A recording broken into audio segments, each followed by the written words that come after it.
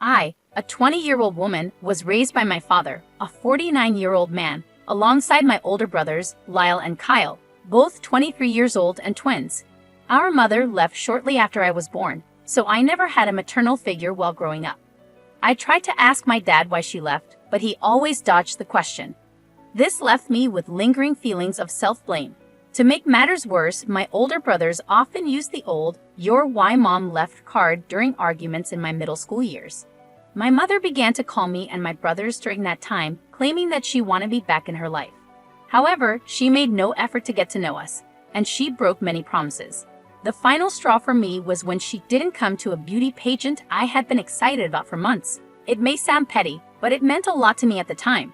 She had sworn she would come, but of course, she broke that promise too.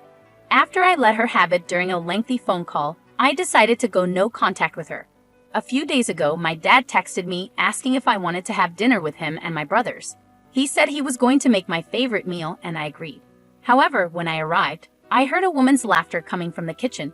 I walked in and found my dad, Lyle, and Kyle laughing and talking with my mother. I couldn't hide my anger and confusion, and I must have voiced my thoughts because I asked, "What is she doing here?" Everyone fell silent, and my dad eventually told me to watch my tone. They claimed they only wanted to talk about their future. My mother dropped the bombshell that she and my dad had rekindled their relationship and had been dating for months. You can probably imagine how shocked and upset I was by this revelation. Lyle then revealed that everyone in the immediate family knew about their relationship except for me because they were concerned about my reaction. I was still standing there, seething with rage, and when my dad tried to grab my arm to sit me down for a talk, I pulled away and stormed out of the house.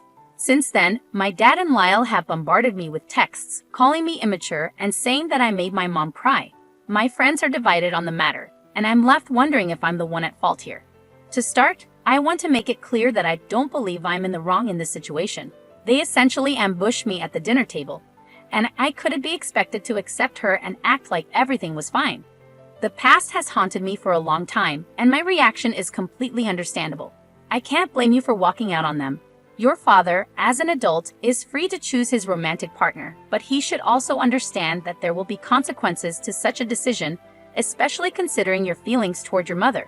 He must have had an inkling about your reaction. So for him to set up a situation like this without any consideration for your feelings is quite perplexing. You might never forgive your mother for her actions, but if they were going to go through with this, there had to be a more considerate way to handle it. Many people agree that you are not in the wrong for how you feel. Your family blindsided you and then blamed you for your natural and emotional reaction. If you choose to distance yourself from your mother, you shouldn't be forced to accept your father's decisions blindly, OP asserted. I understand he's an adult, but I can't fathom what he sees in her. She left him to raise 3 kids alone, and now that we're all grown up, she wants to come back. This whole situation has me feeling incredibly mixed up and emotional. Bonnie chimed in, offering her perspective. Focus on what you want. Do you trust your father and brothers enough to continue a relationship? Opie sighed, struggling to find the right words. Trust isn't the word I'd use, but I do love them deeply. They've never done anything as hurtful as this, except for Lyle, but his teasing about my fashion sense pales in comparison. It would have been better if my dad had talked to me alone. The fact that they all kept it from me feels incredibly inconsiderate. I've been in situations where I was left out or the last to know, and it's tough, Confused sympathetically said. Opie appreciated the support, thank you. I just feel so upset and confused with my dad right now.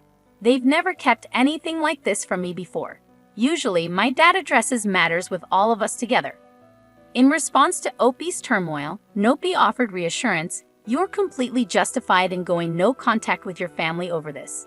They ambushed you and made you deal with it. You endured years of heartbreak, broken promises, and torment from your mother and some family members. Opie felt the need to clarify. I want to clear the air about my brothers. They didn't constantly torment me about our mother. It mostly happened during big fights when they would drop the "this is why mom left" card. It's not right, of course, but I can somewhat understand where they were coming from. They had a more established relationship with her. Tori Beth firmly added, you're not at fault here. You were blindsided because nobody said anything knowing you would be angry. They were trying to soften your reaction with a done deal. Make it clear to everyone, especially your dad and brothers, that while you can't dictate their choices, they can't dictate yours either. If they choose to let her back in and possibly get hurt again, that's their decision. Your trust has been broken far too many times, and you're not willing to do the same. Tell them that while you love them, they shouldn't pressure you into anything. You have every right to cut them off and any flying monkeys they send your way. Let them know that in family gatherings, dinners, holidays, or reunions, you'll be civil, but you won't acknowledge her as a stepmom or mom. She has no right to try and parent you. Before I get into anything, I just wanted to express my gratitude for all the kind words and reassurance. I wasn't really expecting such a supportive response. I'd also like to apologize for the delay in my response. I've been busy with work and other things that have kept me occupied. With your advice in mind, I reached out to my dad and told him that I needed answers about what was going on. He agreed, but he suggested having dinner at his place. I had to firmly remind him that he lost my trust when he tried to back me into a corner. He eventually came over to my apartment. A friend of mine, a 24-year-old male, was staying in my sewing room for support. My dad started sobbing and begged for forgiveness, expressing how he just wanted us to be the family we were 20 years ago, a family I can't even remember. These were crocodile tears, so I hugged him to calm him down, but also insisted on getting answers, not tears. He composed himself and proceeded to explain everything I had asked. First, my mom was very young when she got together with my dad, with a significant age gap. They started dating right after high school graduation. Second, my mother had a history of drug addiction, something I had suspected. She even overdosed once, and my dad had to rush her to the hospital. The twins suffered during this period. Third, I was an unplanned pregnancy. My parents decided to put my mother in rehab during her pregnancy, but she remained miserable and ran away to Florida after my birth. Recently, my mom got clean, found a job, and wanted to apologize to my dad. They rekindled their relationship and decided to inform the twins first before telling me. It was helpful to have this information, and I thanked him for sharing it. But I also questioned why she hadn't apologized to the twins, whose hearts she had broken consistently.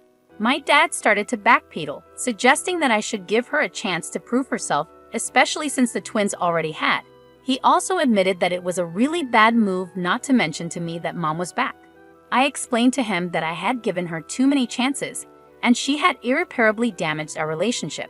However, I clarified that I wasn't going to cut them off entirely, but mom would be treated as a new person.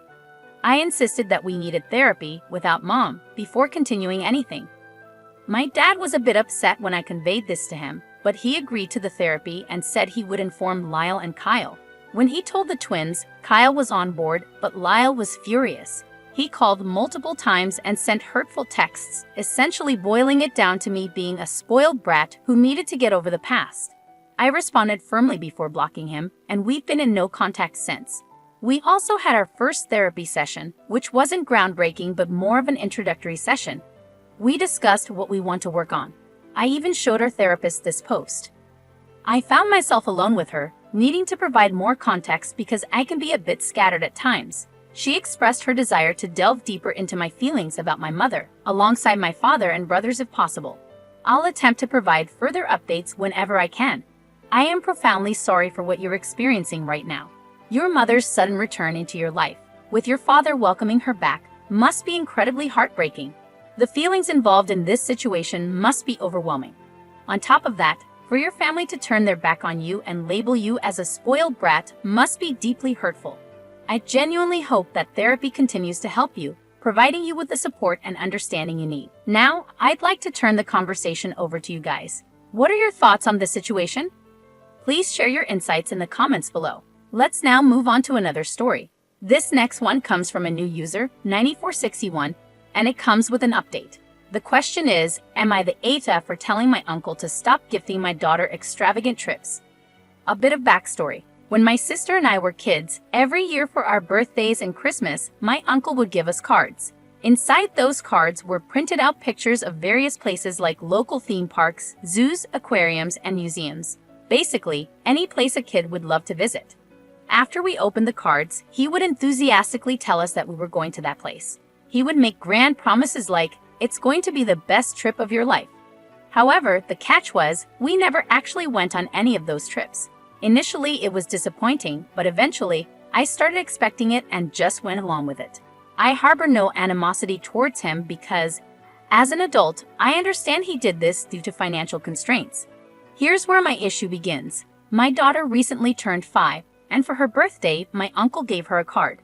Inside was a printed-out picture of a theme park located about 2 hours away from our house. He promised her a fun weekend away, with elaborate details such as a huge hotel room with a swimming pool, endless snacks, and tickets to every show she wanted to see at the park.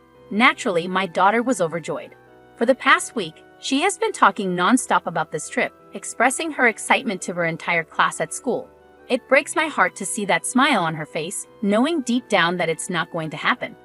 I recall how disappointing it was for me, and I didn't want my daughter to go through the same. So I decided to text my uncle. Here's what the message said. "Hi, your message in daughter's names card was beautiful. However, could you please leave out the promise of extravagant trips next time?" The thought and gesture are amazing, but I find it hard to explain when she asks me about the trip. She loves spending time with you, and even a nice lunch together would make her happy. He never responded, but my aunt told me he was upset. She mentioned something about him feeling offended, thinking I implied he could only afford a nice lunch. I didn't mean it that way at all. I just wanted him to understand that my daughter loves him and wants to spend time together without needing extravagant promises. I can see why he interpreted it that way, and now I'm questioning if I'm in the wrong. This has been an unspoken thing in my family for so long, and I wonder if I should have just left it that way.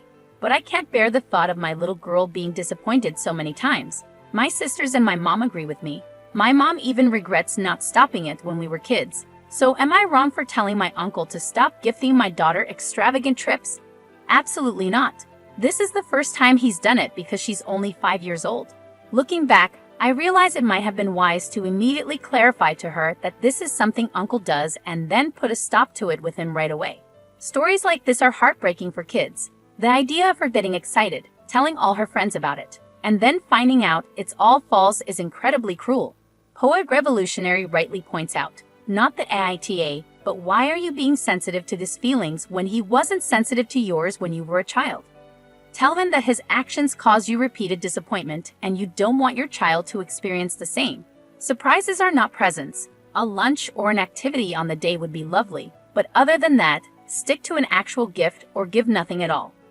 Disastrous Nail agrees, saying, not the AITA.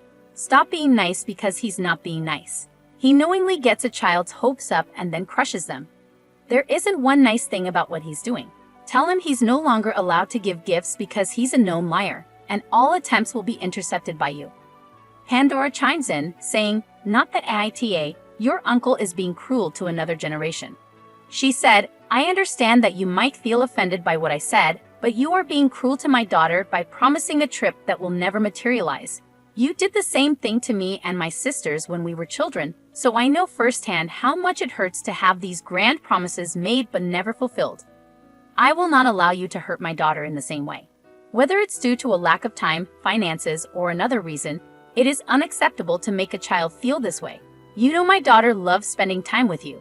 She would have been so happy with a trip to the local park and some ice cream. Now I have to deal with a little girl's broken heart, just like mine was so many times. Please think about the consequences of your actions. Just because you don't witness them doesn't mean they don't happen. Brain surgery woman commented, not the AITA, and I would definitely protect your daughter because that's exactly what you are doing. The disappointment for everyone when it doesn't happen is so harsh for a child. It's not a life lesson she needs to learn. Too bad he's upset about your implication. Your daughter comes first. He's making empty promises and setting her up to not believe or trust when someone gives her something exciting.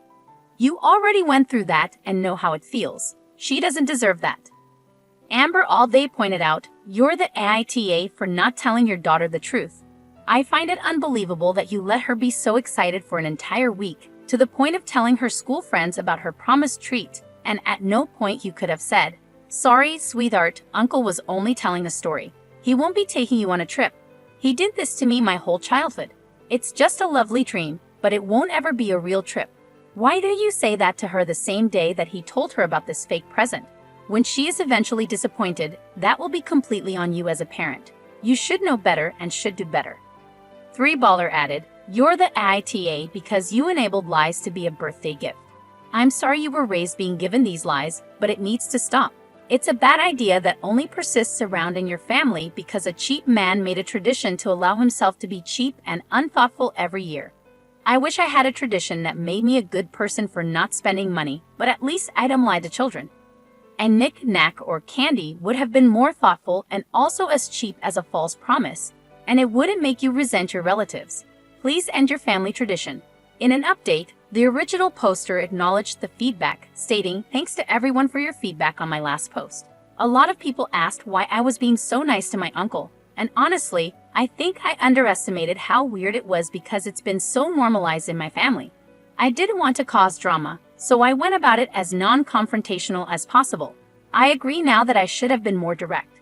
Another concern many of you had was that I allowed this to happen to my daughter previously. That is not true. This is the first time he promised her one of his trips, which is why I decided to say something so this doesn't become a recurring thing. Here's the update. I tried to call my uncle twice, but he didn't answer. I managed to get through to my aunt and explained everything to her, how many times he did this to my siblings and me, and how often we were disappointed. I told her how excited my daughter was, and if they were actually planning to take her on this trip, I would apologize. She didn't take that well, she told me.